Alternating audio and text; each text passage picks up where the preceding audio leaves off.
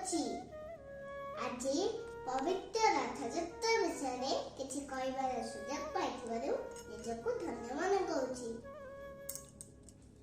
ପ୍ରଭୁ ଶ୍ରୀ ଜଗନ୍ନାଥ ଆମର ଆରାଧ୍ୟ ଦେବତା ଅଟନ୍ତି। ରଥଯାତ୍ରା ଓଡ଼ିଶାର ବଡ଼ ପର୍ବ ଅଟେ। ଏହାକୁ ଗୁଣ୍ଡିଚା ଯାତ୍ରା ଏବଂ ଘୋଷ ଯାତ୍ରା ବୋଲି କୁହାଯାଏ। ଆଷାଢ଼ ମାସ ଶୁକ୍ଳ ପକ୍ଷ ଦ୍ୱିତୀୟ ତିଥିରେ ରଥଯାତ୍ରା ପାଳନ କରାଯାଏ।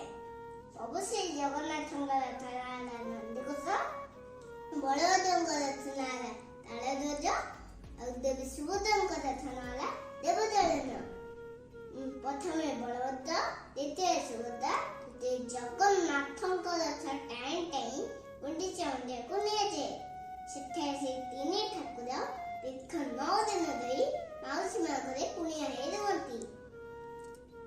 ଦଶମୀ ଦିନ ଫେର ରଥ ବସି ଶ୍ରୀମନ୍ଦିରକୁ ଫେରି ଆସନ୍ତି। ଏହାକୁ ବାହୁଡ଼ା ଯାତ୍ରା ବୋଲି କୁହାଯାଏ। ଏକାଦଶୀ ଦିନ ସୁନାବେଶ ହୋଇ ଭକ୍ତମାନଙ୍କୁ ଦର୍ଶନ ଦିଅନ୍ତି।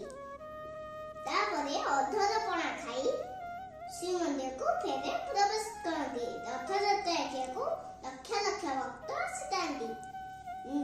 ଜୟ ଜଗନ୍ନାଥ। ଧନ୍ୟବାଦ।